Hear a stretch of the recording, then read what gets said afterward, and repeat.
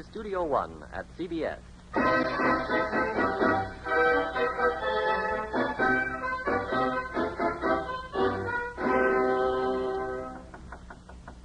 Mr. Bennett? If you please, Mr. Bennett. Mother, I don't believe Father is in the library. Jane and I saw him earlier this afternoon. He was out in the carriage. Wasn't he, Jane? Yes, we saw him, Mother. Impossible. Your father is a wonderful man, girls, but he practically never stirs from his library. I wonder if I dare open the door. Yes, I will. Mr. Bennett? Oh, he's not here. Is anything wrong, Mother? Indeed, there is, Eliza. Here it is 2 weeks since that young Mr. Bingley moved into Netherfield Park, and your father has not yet made his acquaintance. £5,000 a year. What? £5,000 a year. That's Mr. Bingley's income. And your father has still not yet prepared the way for his daughters to meet him. Mr. Bingley is single, Mamma? Yes, Jane, he is indeed. Perhaps he doesn't want to get married. Elizabeth, now what difference does that make? Oh, it's Lydia. Have you seen your father? He wasn't in American, Mamma. Meryton? Mary, Kitty, and I were there, and... Oh, Elizabeth, Jane, you'll never guess. A regiment of militia has come to stay in Marathon. The officers are so handsome, and such lovely uniforms. Militia? Uniforms? When my daughters marry, as they must, I prefer husbands with something more in the way of assets than simply uniforms. We can't all marry rich Mr. Bingley, Mamma. I'm afraid none of you will have the opportunity.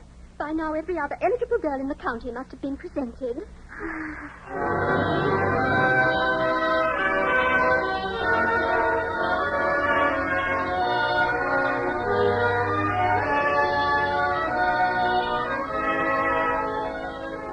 The Columbia Broadcasting System invites you to Studio One for the 16th in a feature series of hour-length versions for listening of celebrated stories, novels, and plays. We introduce the director of Studio One, Fletcher Markle. Our story tonight is all about the loves and marriages of 3 of Mr. and Mrs. Bennett's 5 daughters, Jane, Lydia, and Elizabeth. Particularly Elizabeth, almost blinded by prejudice, romantically involved with Mr. Darcy, a gentleman almost deafened by pride. As you've no doubt guessed, from our opening scene, tonight we bring you Jane Austen's graceful and evergreen comedy of manners, Pride and Prejudice. Although the story is over 150 years old, more than a little of it could have happened not much more than a little while ago. After all, the politeness of romance and the romance of politeness only change by degree. Charm in some form, thank heavens, is always with us, whether in the small English town where Miss Austen's story occurred, or in the reenactment of that story 150 years later over the radio. So much for our play, and now for our players.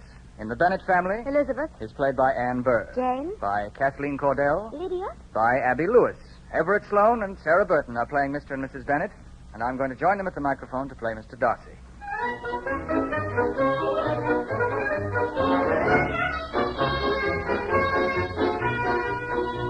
From Studio One at CBS, we present Pride and Prejudice by Jane Austen, as arranged for radio by Sheldon Stark.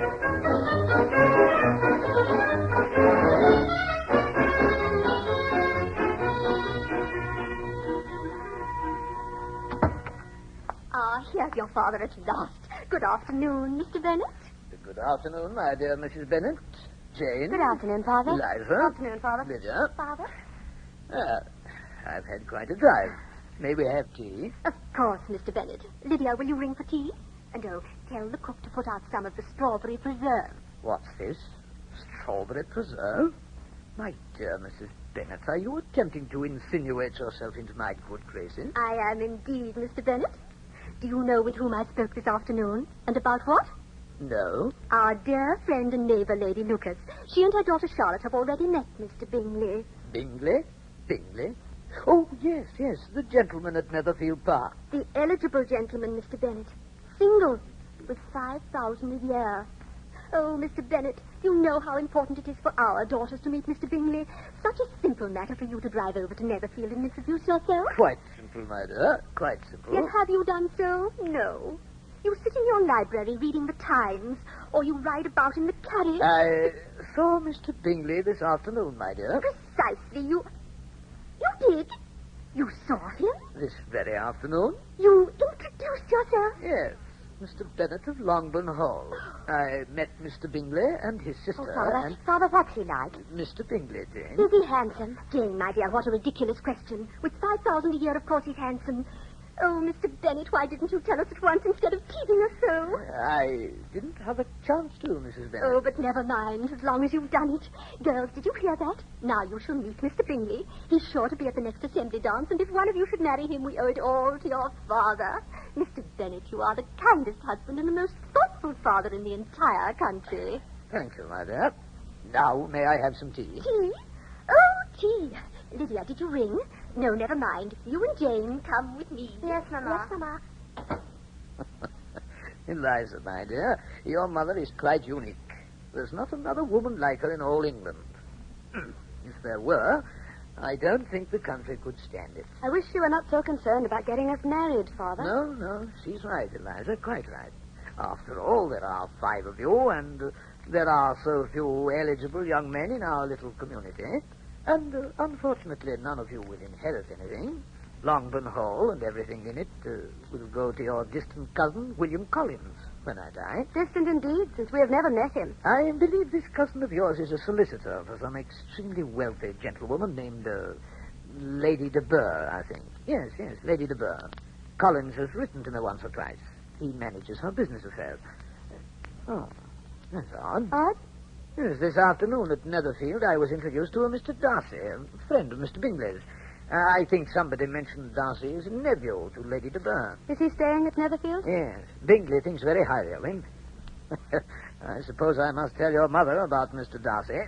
He's single, too, and twice as wealthy, £10,000 a year. And with 5 beautiful daughters to choose from, how can he possibly look anywhere else? He's ready, Mr. Bennett. Oh, thank you, my dear. I tell you what, Eliza. Since Jane is the eldest daughter, I hope Mr. Bingley falls in love with her. And since you are my favorite daughter, I shall leave Mr. Darcy to you. How does that sound,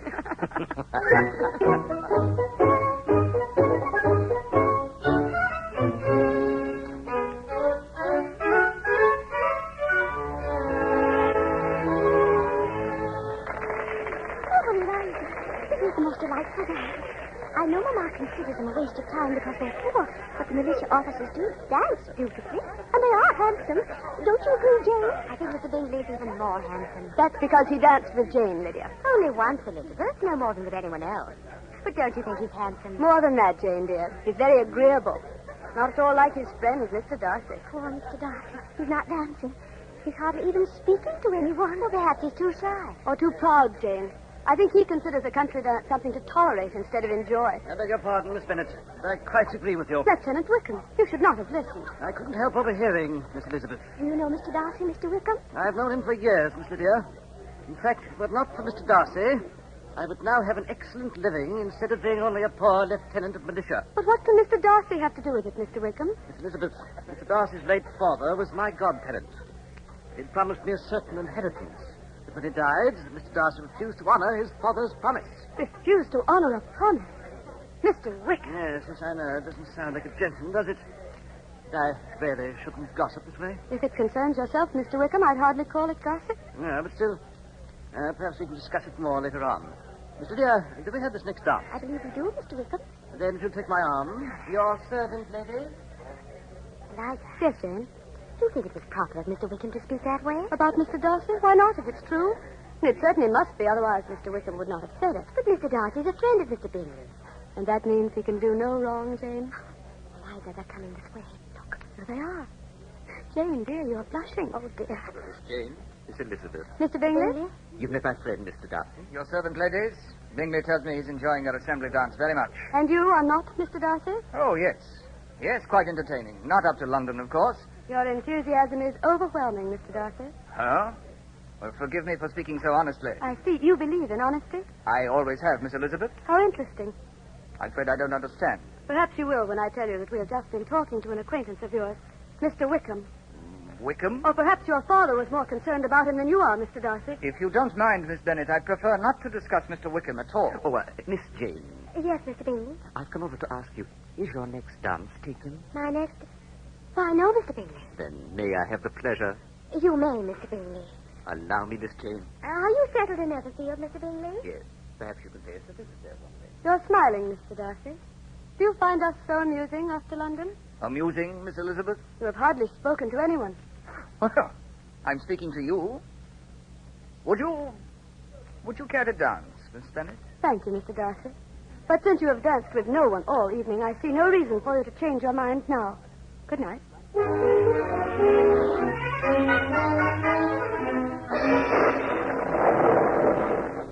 Mama, the sky is getting more cloudy by the minute.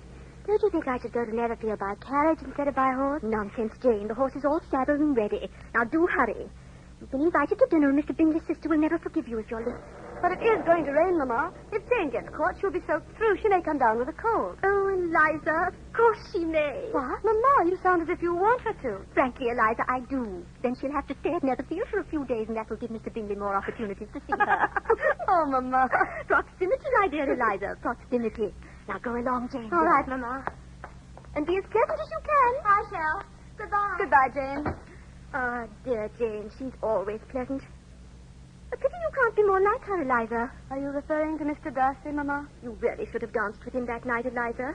Mr. Darcy does have 10,000 a year. Mrs. Bennet, was that Jane? Yes, Mr. Bennet. Oh, why didn't she take the carriage? It's going to rain. Oh, do you think it will, Mr. Bennet? Eh? Mother wants it to, Father. She does? Oh, I see. But suppose she gets very ill. Nonsense, Mr. Bennet. A healthy girl gets only slightly ill. What's that you've got? Eh? In your hand, my dear. Is it a letter? Oh, this, yes. I forgot all about it. It's from our distant cousin, William Collins. Not distant enough, Mr. Bennet, since he will inherit Longbourn Hall. He's coming to visit us. He is? What for, Father? I don't know, Eliza. He says he has a particular reason, but he doesn't say what it is. I suppose we'll find out when he arrives. Well, there's your rain, Mrs. Bennet. Yes, isn't it lovely? Jane will get soaked. Eliza. Yes, Mama. It will probably be a few days before Jane's well enough to return home from Netherfield. When she is, will you go for her? Yes, Mama. But please do not expect me to be civil to Mr. Darcy. The less I see of him, the better.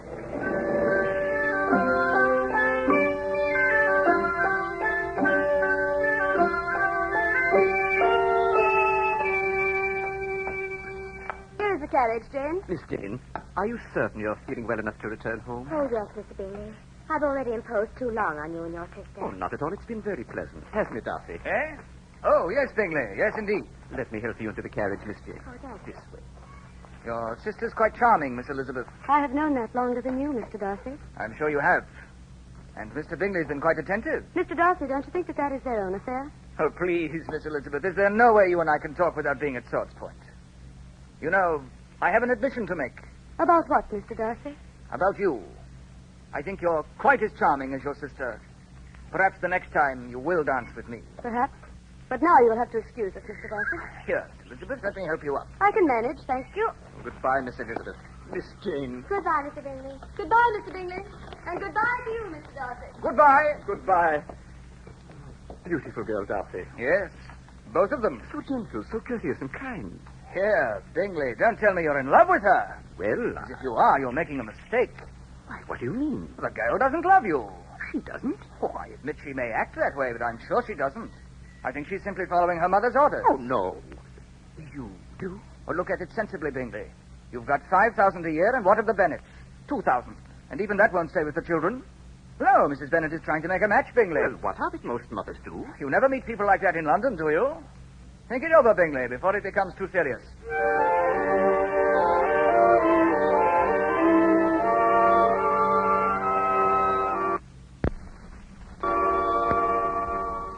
Jane, our cousin has arrived. Mother wants us to meet him. Our cousin? Yes, William Collins. And you should see him, Jane. He looks like... Jane. Why, Jane, what is the matter? Oh, Eliza, he's gone away. Gone? You mean Mr. Bingley? Without even telling me, Eliza. One of the servants brought over a letter from his sister Caroline. He's gone to London, Eliza. Oh, Jane.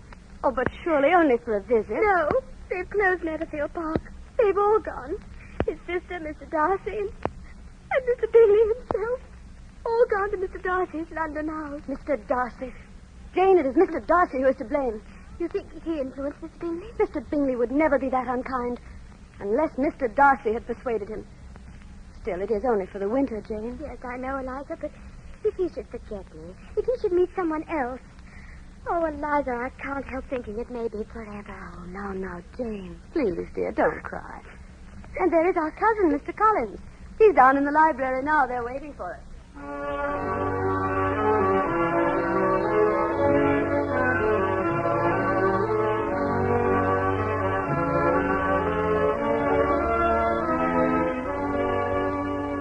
Oh, yes. Yes, indeed, to be sure, Mr. Bennett. My employer, Lady Catherine de Bourgh, is a descendant of one of the finest families in all England. And tremendously wealthy, of course. Of course, Mr. Collins. Her country estate in Hunsford, you know, the estate of Rosings. Beautiful. And huge, really. Quite tremendous. You could take Longbourn Hall and put it in a corner of Rosings and never notice it. No offense to Longbourn Hall, of course. Of course. Especially since, after your demise, my dear Mr. Bennett, Longbourn Hall shall pass on to me. So I meant no offense at all. Simply a comparison. Which brings me to my reason for paying you this visit. Of course. Oh, yes, your visit. We're delighted to have you here, Mr. Collins. Yes, thank you, Mrs. Bennett. Yes, I flatter myself that my small connection with Lady Catherine de Bourgh gives me entree into the most exclusive homes. Why, I even have dinner with Lady de Bourgh once a week. You do, Mr. Collins? Regularly. And tea twice weekly. I live on the estate, you know, small house near the entrance to Rosings. You must visit me there. Where was I? You were telling us your reason for this visit. Oh, yes. Well, Mr. Bennett, Lady de Bourgh has suggested that I get married. Oh. She has, eh? Naturally, I had been considering it myself, but when Lady de Bourgh does me the great honor of suggesting the very same thing, well, that settles it, of course. Of course. It must be a young lady of good breeding and deportment. After all, she will go to dinner with me at Lady de Bourgh's each week. And twice to tea. Huh? And tea twice weekly. Oh, yes. So you see, it is important to pick a proper wife. And it has occurred to me, Mr. Bennett and Madam, that inasmuch as your daughters shall eventually lose this home because of me, why should I not give one of them a home? Marry one of our daughters, Mr. Collins? Exactly, my dear Mrs. Bennett. Why, Mr. Collins, how good of you to think of us. You shall meet all 5 of our daughters, although we do have other hopes for one. Oh? Our eldest daughter, Jane, a very eligible young gentleman, has been most attentive. But all the others, Elizabeth, Mary, Kitty, and Lydia, Mr. Bennett and I are sure that... Come in. Jane and Elizabeth. Mr. Bennett, will you introduce their cousins? Yes, certainly. Jane, may I present... Oh, Jane, is something wrong, my dear? No, Father. Just that Mr. Bingley has left Netherfield Park. Mr. Bingley has left? Where has he gone? To London for the winter, Mother.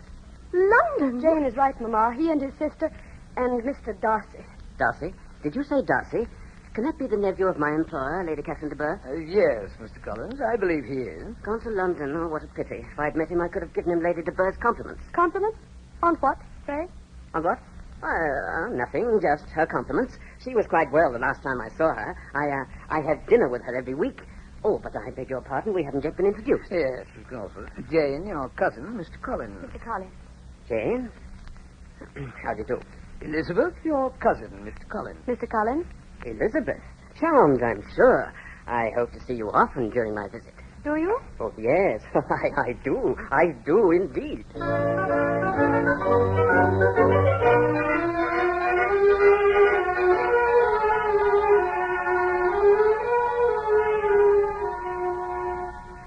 Jane, my dear, try to be more careful with your knitting. You've dropped another stitch there, you know. Oh, I'm sorry, Mama. I was thinking. Have you heard from London at all, Jane? No, Eliza, not at all. I don't think I shall. Oh, nonsense, Jane. I'm sure Mr. Bingley means to write. Probably just too busy. Eliza, why don't you go out into the conservatory and talk to your cousin, Mr. Collins? He's leaving in a few days, you know. I will, Mamma. As soon as I finish my knitting. Well, you're almost done. No, I'm just beginning. Oh, I see. Oh, dear. I've dropped another stitch. Mamma, why can't Jane go to London? Oh, Eliza, no. Why not, Jane? It doesn't do a bit of good to sit here and do nothing. We have relatives in London. You could visit them. But they don't move in the same circles as Mr. Bingley. But you still might see him. Yes, I suppose I might. Why not, Mother? A visit to London? Why, yes, that's an excellent idea. I'm glad you thought of it, Eliza. I'll arrange it immediately. And when you get to London, Jane, you're certain to resume with Mr. Bingley. Well, perhaps he isn't anxious to see me. Fiddlesticks. After being so pleasant to you here in the county, of course he'll want to. And when he does, I'm sure everything will be as right as rain. Yes, Jane, to London for the winter.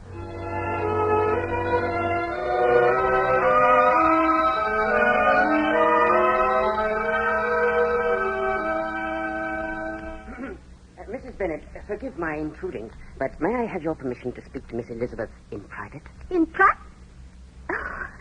Oh, Mr. Collins, by all means. And you have my approval as well. You hear that, Elizabeth? My approval as well. Come, Jane, come upstairs at once. Yes, Mama. Mother. Yes, Eliza? I am sure Mr. Collins has nothing to say to me. Please don't go. Ah, but I do have something to say, Miss Elizabeth. Please, Mama, or let me come with you. Elizabeth, my dear, don't be ridiculous. I insist that you stay and hear Mr. Collins. Come, Jane. Yes, Mama. Well, Mr. Collins? My dear Miss Elizabeth, first allow me to state that your hesitancy at this moment pleases me very much. It's a sign of maidenly modesty, and I'm delighted to see it. Just as you will be delighted with what I have to say.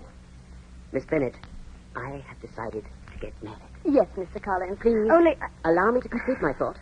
Not only because I'm in a position to get married, being solicitor to Lady Catherine de Bourgh, and not only because it will add to my happiness, but also because Lady de Bourgh herself has advised it. I am sure that you... Twice she has condescended to so advise. Not once, Miss Elizabeth, but twice. Choose a wife, Mr. Collins, she said. Choose a gentlewoman for my sake, Mr. Collins, and for your own sake, choose one born not of too high a station, but of an active, useful disposition. Those were her very words, Miss Elizabeth. And then she said, bring such a wife home to Rosings, Mr. Collins, and I shall be pleased to meet her. Her very words, Miss Elizabeth.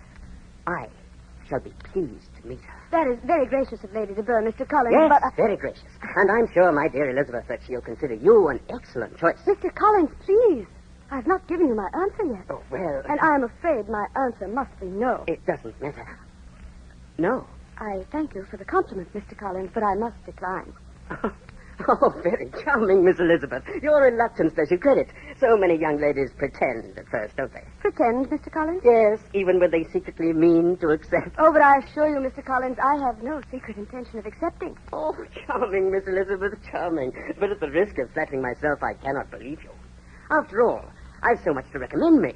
My situation in life, my connection with Lady de Bourgh, and also, please to remember, you yourself have no property, so you're not likely to receive another offer of marriage.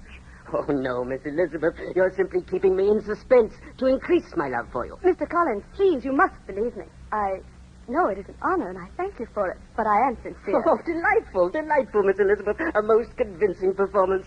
And now, if you'll excuse me, I shall speak to your parents at once. But, Mr. Collins... Yes, at once. This is indeed a happy day for us both.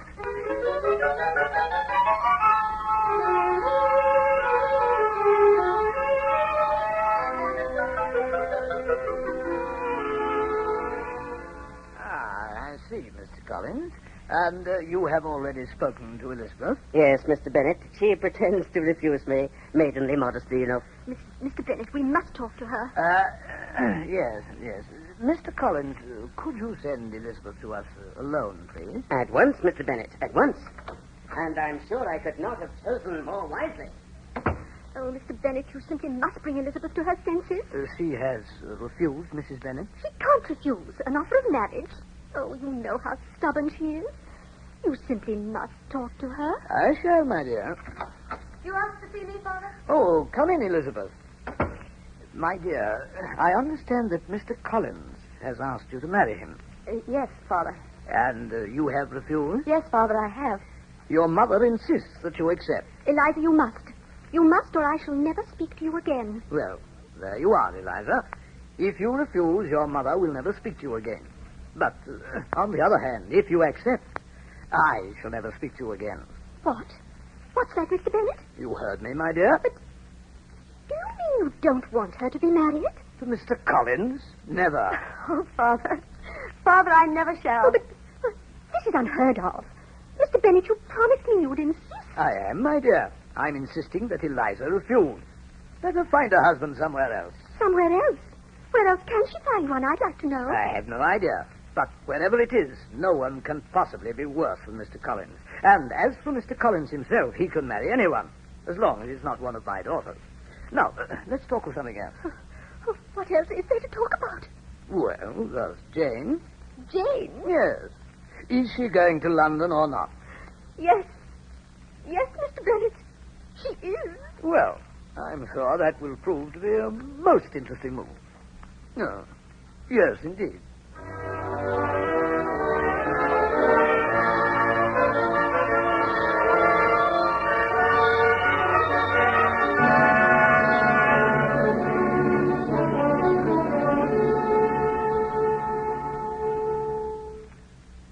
is Studio One at CBS, offering as its 16th broadcast in a feature series of hour-length dramas, Jane Austen's Pride and Prejudice, as arranged for radio by Sheldon Stark. The story will resume after a brief pause for station identification. This is CBS, the Columbia Broadcasting System.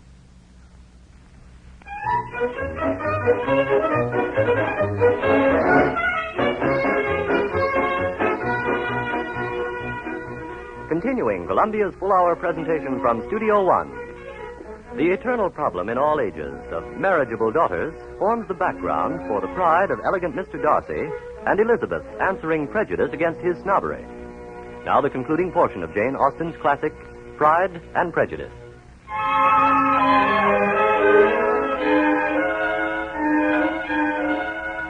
Dearest Sister Jane, since you went to London, our dear cousin, Mr. Collins, has also left. He has gone back to Rosings. And Jane, you'll never guess, he has taken with him a wife. And since you cannot possibly imagine who would marry Mr. Collins, I'll tell you at once it is not one of our sisters.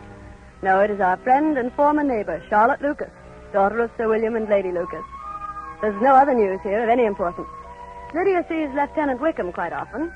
We are all quite healthy, including Father and Mother. And we all miss you very much. But we are glad that you are in London, and we all hope that you are enjoying yourself and having a wonderful time. Jane, dear, please write and tell us, have you run across Mr. Bingley yet?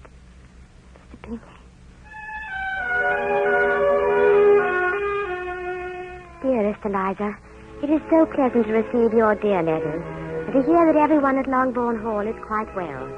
It was very amusing to hear that our cousin Mr. Collins found someone else so soon after you rejected him. As for London, I'm quite well and enjoying myself as much as can be expected. However, I must confess that I'm not very happy. And I'm sure, Eliza, that you can guess the reason why. Half the winter has already passed, and I have not yet had occasion to see Mr. Bingley. He is still in London, and so is Mr. Darcy. But I am never invited to either the Bingley home or the Darcy home, and I am not very hopeful. Oh, that Mr. Darcy!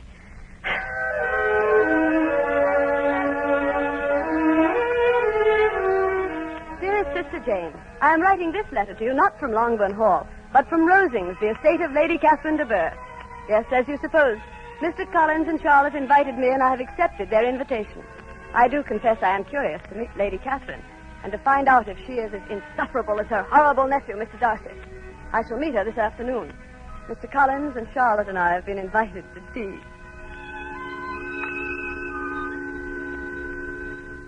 I see, Mr. Collins. And this young lady is your cousin, Miss Bennet? Yes, Lady de Bourgh. And she is extremely sensible of the high honor that has been paid her in being invited to tea by your ladyship. As indeed am I, and my dear wife. It's always such an exceptional privilege to see your ladyship. Thank you, Mr. Collins. Your sentiments do you credit. Well, Miss Bennet, welcome to Rosings. Thank you, Lady de Bourgh. I understand from Mr. Collins that you play the piano for. I do, but not very well. Then you should practice.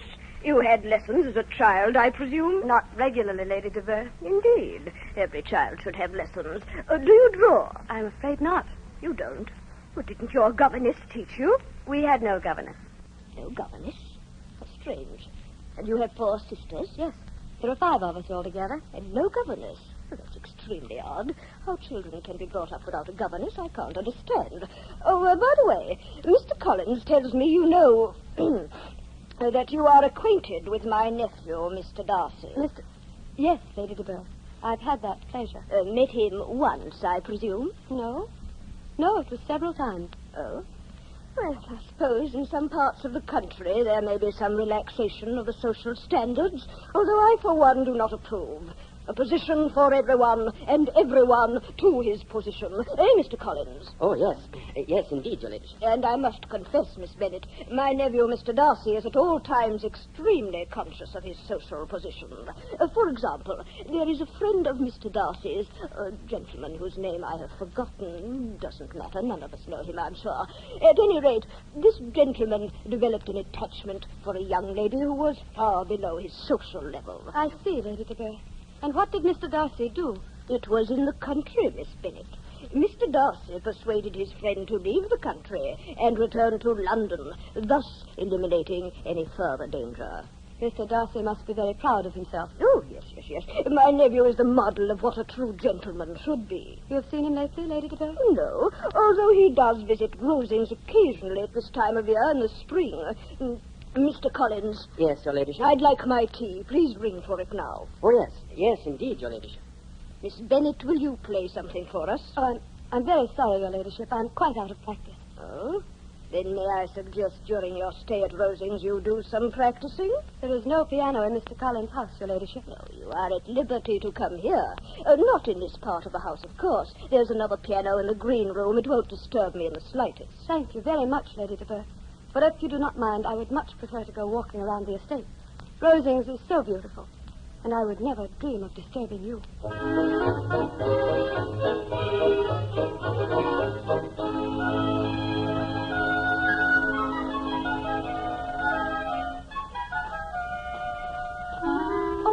I beg your pardon, I wasn't watching. Miss Bennet. Mr. Darcy, What are you doing here? Of course.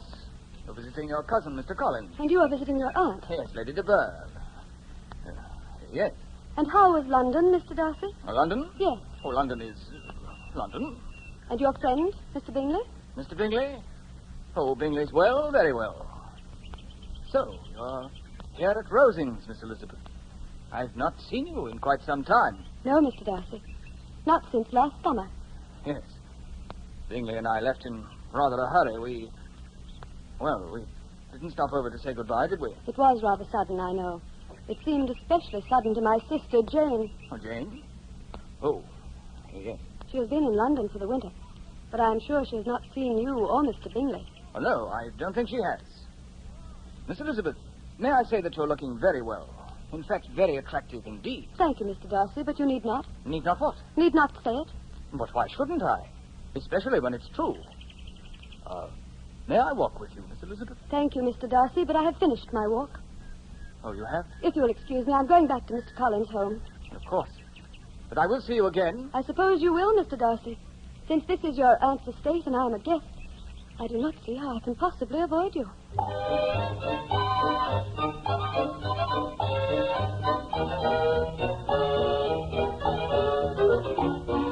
Here on our right, Miss Elizabeth, are the oak trees of Rosings. As you can see, they've been here for centuries. I am sure they have, Mr. Darcy. The large one in the center is believed to have been there since before the Battle of Hastings almost 600 years ago. That's very interesting, Mr. Darcy. You don't sound very enthusiastic, Miss Elizabeth. Oh, I am. But I should like to point out that there are very few leaves on that particular tree. I'm afraid I don't understand. You have some other meaning? Simply that because a thing is old and well established, that does not mean it is any better. I still do not understand. Then let me put it more directly, Mr. Darcy. Your family is old and well established, but I consider those things less important than character and honesty. There is such a thing as too much pride of family, Mr. Darcy. I see. Well, for that matter, Miss Elizabeth, I would call you prejudiced. Prejudiced? About what, Mr. Darcy? About me, perhaps? Well, I must admit, Mr. Darcy, that anyone For who example, that story Mr. Wickham told you. Mr. Wickham? Yes, that I cheated him out of his just inheritance. Oh, yes. Actually, I was thinking of something else. You were? About what, Miss Elizabeth? About... But never mind. So Mr. Wickham's story is untrue. Your father did not mention him? My father was very fond of Mr. Wickham. Unfortunately, Wickham was a scoundrel. Indeed? He was, Miss Elizabeth, and still is. While my father was alive, I did nothing about it because of his regard for Wickham. But afterwards, I gave Mr. Wickham what he deserved. He deserved nothing, and he got nothing. You don't believe me, Miss Elizabeth? Mr. Darcy, Mr. Wickham is much more plausible than you are. I am sure he is. Unfortunately, I have always avoided discussions of this sort. They embarrass me. You are much too shy, Mr. Darcy. Now, that's it exactly. I am shy, Miss Elizabeth. Yet you are telling me about this now, in spite of your shyness? Oh, yes, because I value your good opinion. You see, Miss Elizabeth, would you like to see the rose garden? No. You would not? I'm afraid I cannot, Mr. Darcy. But why? Because I'm leaving for Longbourn Hall tomorrow, and I still must pack. Oh, yes. Yes, so you do. Well, at any rate, I shall see you this evening at dinner with Lady de Bourgh. After all, I couldn't let you leave Rosings without saying goodbye, could I?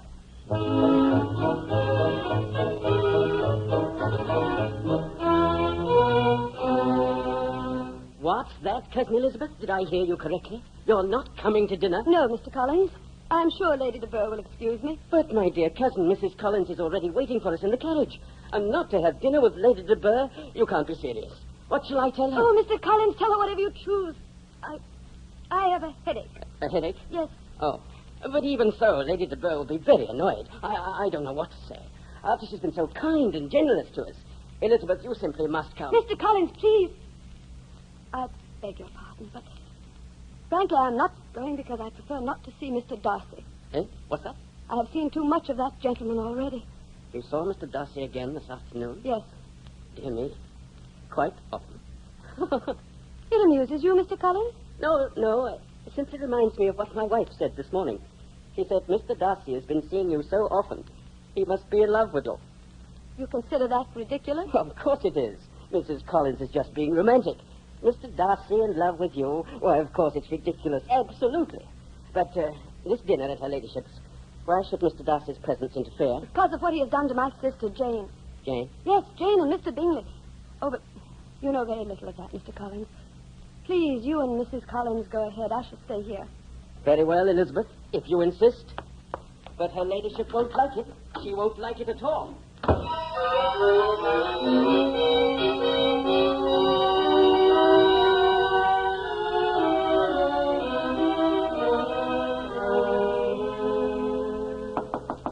Who can that be? Just when I wish to be alone.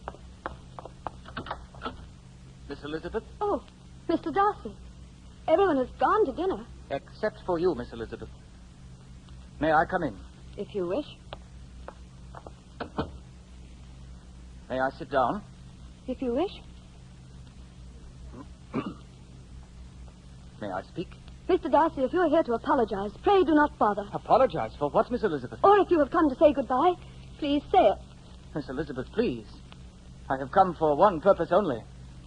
In vain have I struggled. It will not do. My feelings will not be repressed. You must allow me to tell you how ardently I admire and love you. You love me, Mr. Darcy? I do indeed. With all my heart and soul, Miss Elizabeth. You love me? You mean all those occasions when we happened to meet each other, these meetings were not accidental? Not on my part. They were deliberate, Miss Elizabeth. I did not want to see you, and yet I could not help myself. I had to see you. I admire you and love you, even though I have struggled against it. What did you say, Mr. Darcy? Struggled against it? Oh, yes. After all, Miss Elizabeth, there's a very large difference between our social positions. Oh. Ever since I first met you, I've been attracted to you, but always I would remind myself that I am a Darcy. I would remind myself that a Darcy cannot marry beneath his station, but in choosing a wife... Miss Elizabeth, why are you staring at me? Mr. Darcy, will you please go this moment?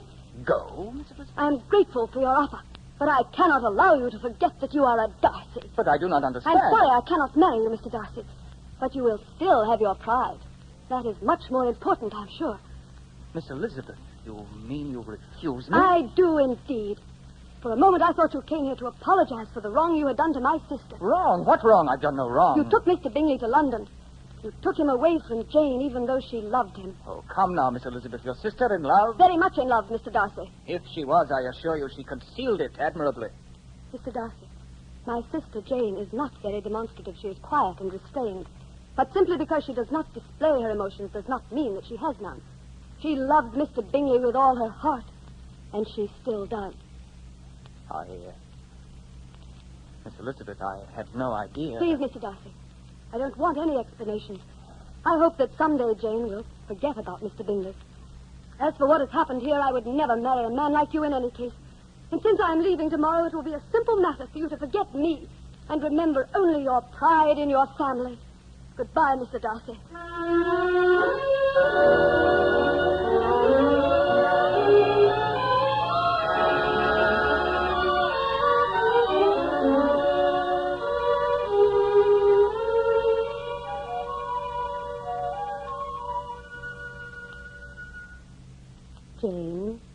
Jane, dear.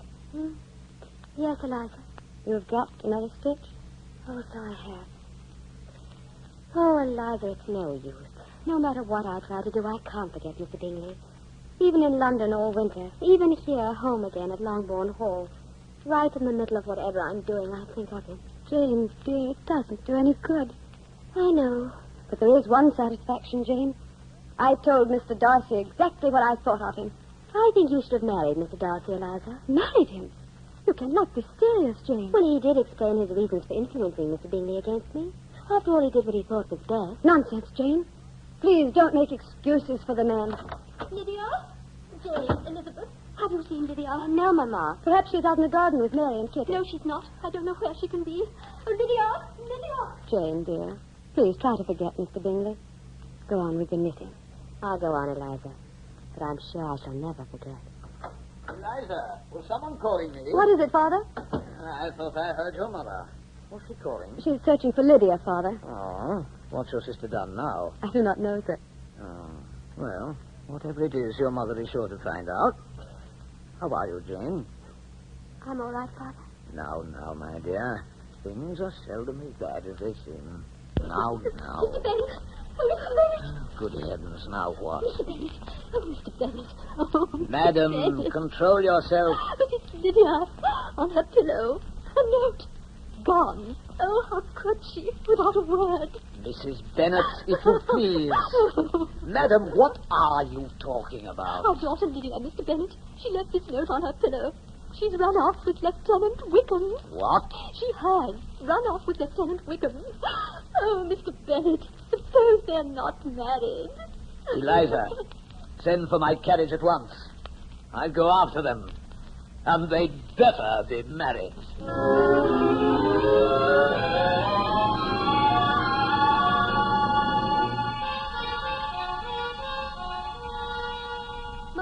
Mama, it's the carriage. It's Father. He's back. Oh, Eliza, I can't let you look. Is Lydia with him? He's getting out now. No, he's alone. Oh, Lydia isn't with him. Oh, dear. Oh, I don't know what to think. Mama, it's sure to be all right. Oh, I hope so, Jane, dear. He's coming up the steps. Quiet now. Quiet, all of you. Well, Mr. Bennet. Good afternoon, Mrs. Bennet. Children. Good afternoon, Father. Girls, hush. Well, Mr. Bennet. Well, what, my dear? Oh, please. Please don't be exasperating. You know. Lydia and Lieutenant Wickham. Mr. Bennet. If they'd been disgraced, I couldn't stand it. Please. Are they or are they not? I followed them to London, Mrs. Bennet. I met Mr. Darcy there, and he was very helpful. Mr. Darcy, Father? What could he do? Quite a good deal, Eliza. In fact, if it were not for Mr. Darcy... Oh, please, never mind, Mr. Darcy. Whatever it is, Eliza, ask your father about it later. Mr. Bennet, are they married or are they not? Mrs. Bennet, they are married. Ah.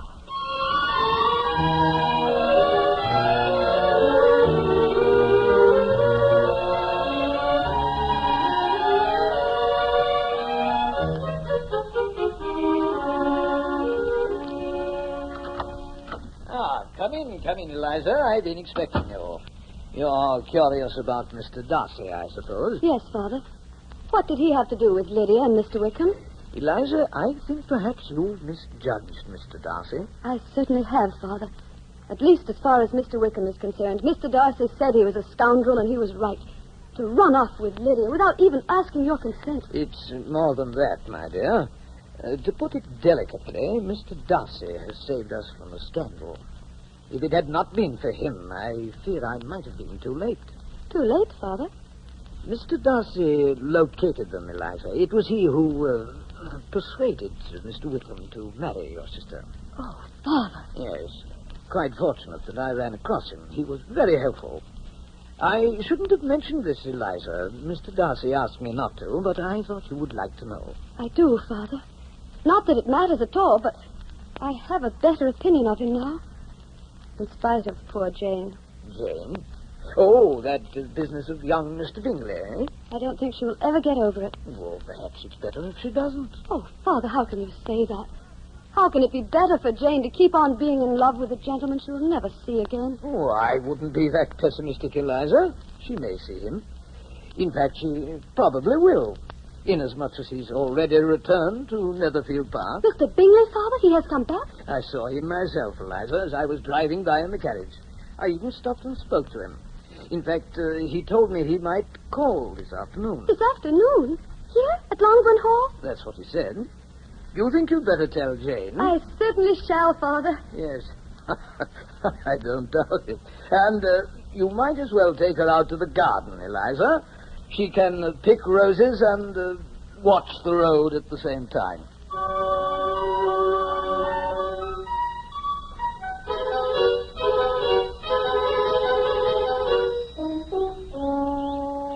Here, Eliza. Another rose.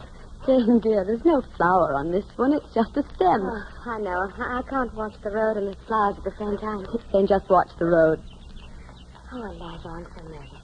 Is Father sure Mr. Bingley said this afternoon? Jane, I hear a carriage. So do I. The hedge is so tall I can't see over it. It's turning in. Jane is turning in. Eliza, it's not Mr. Bingley at all. It's Mr. Collins. Yes. And a woman.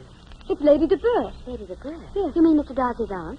Yes, I cannot imagine what she wants. Miss Bennett, if you please. Come, Jane. She sounds as disagreeable as she looks, Eliza. She is. Good afternoon, Lady de Bourgh. Good afternoon, Miss Bennett. May I present my sister, Jane? Delighted, I'm sure. Mr. Collins? What? Oh, yes, of course, Your Ladyship. Cousin Jane, Lady de Bourgh wishes to speak with Cousin Elizabeth privately. Oh, I see. Shall I inform Mother and Father that Lady de You Bourgh... will inform them of nothing, young lady. This is not a social call. Simply retire to the end of the garden. Pick flowers. I already have. Well, then pick some more. Pray leave us alone with your sister. Please leave us, Jane. Very well, Eliza. Lady de Bourgh? Proceed, Mr. Collins. Cousin Elizabeth, Lady de Bourgh wishes to inform you that she is extremely upset concerning a certain state of affairs between you and her nephew, Mr. Darcy. A certain state of affairs? To put it plainly, Lady de Bourgh is disturbed. Disturbed? Very disturbed. In short, Cousin Elizabeth, to put it delicately, and naturally I quite agree with her ladyship that such a thing is impossible. After all, as her ladyship says, a position for everyone and everyone to his position. Well, to put it delicately... Mr. Collins, get to the point. Yes, Your Ladyship. Cousin Elizabeth, you simply cannot marry Mr. Darcy. Marry Mr. Darcy? I had no intention of it. My dear Miss Bennett, please. Lady de Bourgh, surely you must have some other errand than this. Collins, please to explain. Well... No, never mind. I'll do it myself. Miss Bennett, you may look as innocent as you choose, but you cannot deceive me. Can you swear to me that you and my nephew have not engaged in any conversation about love? Lady de Bourgh, whether we have or not, I can assure you... My dear, I do not want assurances. I simply want an answer. Then I'm afraid I cannot give you one. Cousin Elizabeth. What do you mean, Miss Bennett? Simply that such a subject seems to me entirely a private matter. Private? I am Mr. Darcy's aunt. Yes, his aunt. You may be his aunt, Lady de Bourgh, but after all, is not Mr. Darcy his own master? Miss Bennett, enough of this. All I want is a promise to say no should Mr. Darcy ask your hand in marriage. Perhaps I already have. Are you implying that Mr. Darcy has already proposed to you? That's nonsense. But if he should, Miss Bennett, I insist that you refuse him. There is too much difference in your social positions. Now, do you understand? Yes, I understand quite clearly, Lady de Bourgh. Good. But unfortunately, I can promise you nothing, because if I may say so, I resent your manner of speaking very much. Cousin Elizabeth, for shame. That will do, Mr. Collins. So, Miss Bennett, I have wasted my time, eh? I'm afraid you have. But you have very little to worry about. If there is one thing of which I am positive, it is that Mr. Darcy will never ask to marry me. Not anymore. Come, Mr. Collins. Goodbye, Miss Bennett.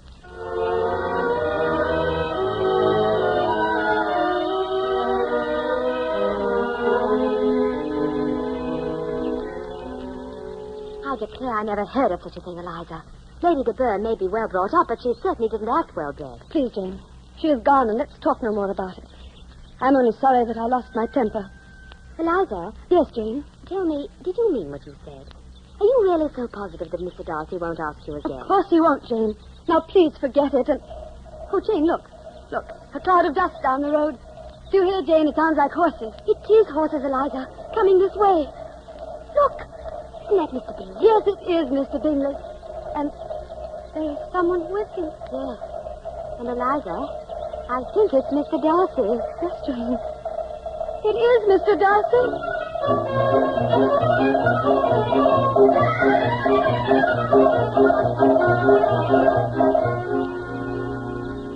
Mr. Bingley, this is a surprise. We haven't seen you since last summer. Oh, yes, Miss Jane. Since last summer. You've returned to Netherfield? Miss Jane, I should have returned long ago. Don't you agree, Darcy? Yes. Yes, quite Bingley. I agree entirely. And I'm sure Miss Elizabeth agrees as well. I do indeed, Mr. Darcy. Miss Jane, Yes, Mr. Bingley? but I wonder if... Well, is your father at home? Yes, he is. Then may I... Well, that is... Have I your permission to speak to him? Oh, Mr. Bingley, of course you have my permission. Well, then, if your sister and Mr. Darcy will excuse us. Of course, Bingley. We do excuse you, Mr. Bingley.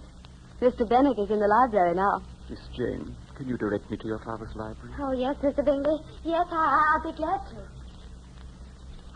to. Miss Elizabeth, I owe you an apology. They are in love. Very much in love. One look at the two of them together proves that, doesn't it? Yes, Mr. Darcy. And I owe you an apology for what I said to you before I left Rosings. Miss Elizabeth, I deserved every word of it. Every word. You are right. I have paid too much attention to pride and to family. I thought about it after you left, Miss Elizabeth. That's why I went to London and saw Mr. Bingley and... You need not stop, Mr. Darcy. I've already guessed that it was you who persuaded Mr. Bingley to return to Netherfield. I wanted to make amends, Miss Elizabeth. You have, Mr. Darcy. Not only with Jane and Mr. Bingley, but I understand with my sister Lydia also. Oh? You know about that? Yes. I see. Please do not be upset because I found out, Mr. Darcy. It has changed my opinion of you completely. It has, Miss Elizabeth? You now think more highly of me? Yes, Mr. Darcy. If I am prejudiced now, I assure you it is in your favor. You do, Miss Elizabeth? Well, in that event, Miss Elizabeth, I am a changed man. But in one respect, I have not changed at all. I love you, Miss Elizabeth. I love you very much. Have I your permission to speak to your father? Mr. Darcy, you have my permission. Half an hour ago I was not sure, but now I am. Mr. Darcy, at the risk of sounding improper, may I say that I should like nothing better than to marry you and be your wife. May I kiss you, Miss Elizabeth? You may, Mr. Darcy. You may indeed.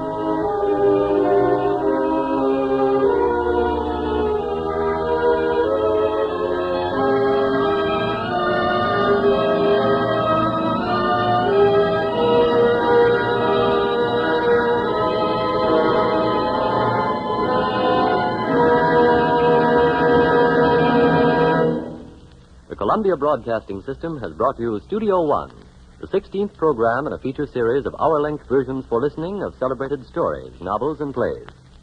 Tonight from Studio One, you have heard Fletcher Marco's production of Pride and Prejudice by Jane Austen. The adaptation was prepared especially for this series by Sheldon Stark, and the musical score was conducted by Alexander Semler. Now, again, Mr. Marco. A producer introduced the principals in our cast tonight.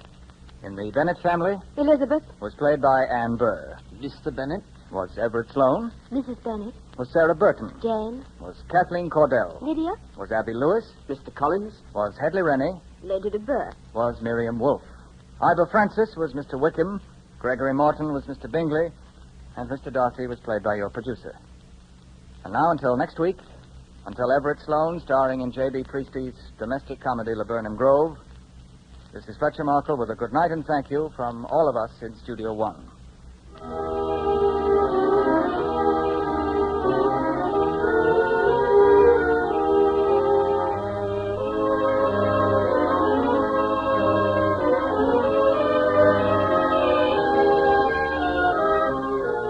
This is CBS, the Columbia Broadcasting System.